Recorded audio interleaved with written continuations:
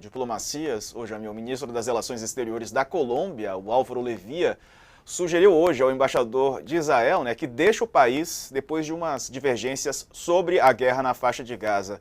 Você está vendo aí, a declaração foi feita depois de um mal-estar diplomático entre os dois países. Isso porque nas redes sociais o presidente da Colômbia comparou o cerco à faixa de Gaza às práticas do nazismo contra os judeus. Israel classificou afirmações como hostis e antissemitas. Em resposta, o Gustavo Petro, da Colômbia, disse que se for necessário suspender relações com Israel, vai suspender, Jamil. Quer dizer, essas questões diplomáticas aí têm se aflorado nos discursos aí agora a gente vendo o líder colombiano com o israelense.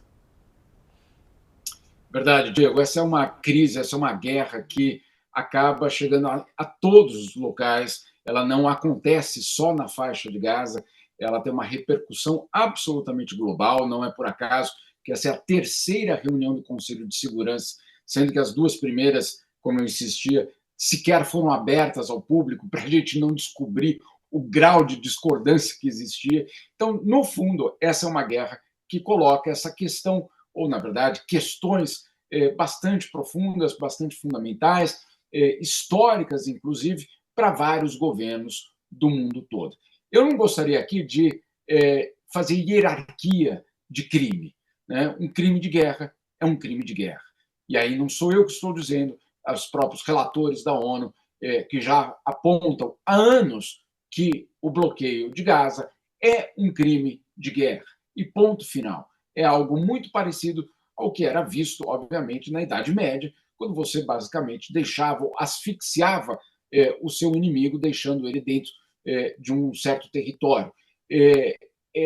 O que a gente vê na Colômbia é talvez um exemplo muito próximo do Brasil, mas que tem acontecido em outros lugares da Europa, em outros lugares, com outros grupos políticos, que, em qualquer tipo de posicionamento que é tomado, é criticado por um lado ou por outro.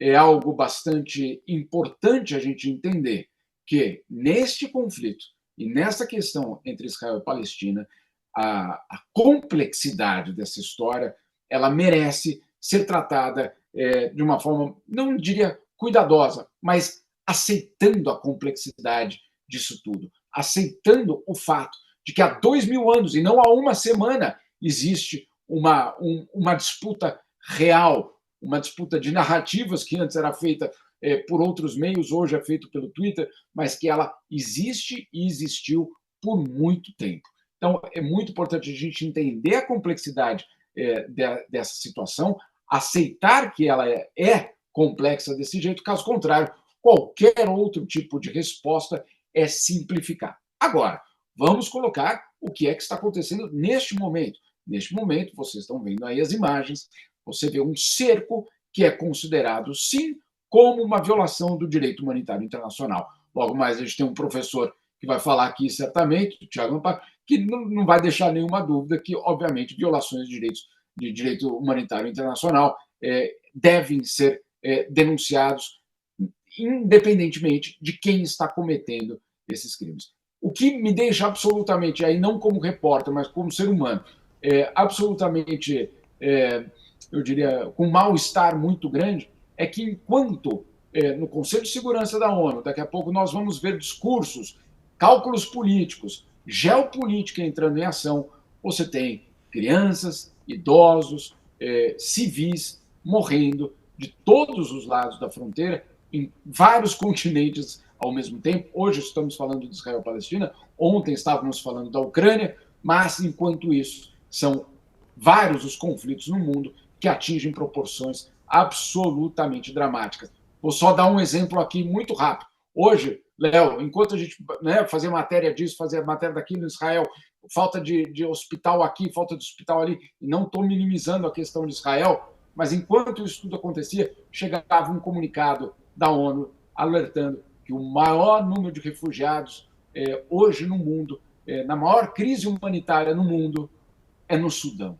Ou seja, nem Ucrânia, nem Israel e Palestina, nem o Azerbaijão aqui do lado, a pior crise em termos de refugiado era uma que a gente sequer está olhando para ela. Então, isso é um pouco talvez, do mal-estar que a gente vive quando, obviamente, lida de forma geopolítica com vidas humanas. Pois é, há uma seletividade nisso tudo, né? Na escolha, até aqui no nosso país, né? Quantas crianças já morreram esse ano na guerra ao tráfico, né? Entre aspas. Infelizmente, inocentes que perdem a vida e muita gente, infelizmente, me parece que não tem a mesma comoção. É aquilo que você falava, né? Não é para não se comover com o que acontece lá, mas, né? Já que se comove lá, que se comove com as outras tragédias também, né, Jamil?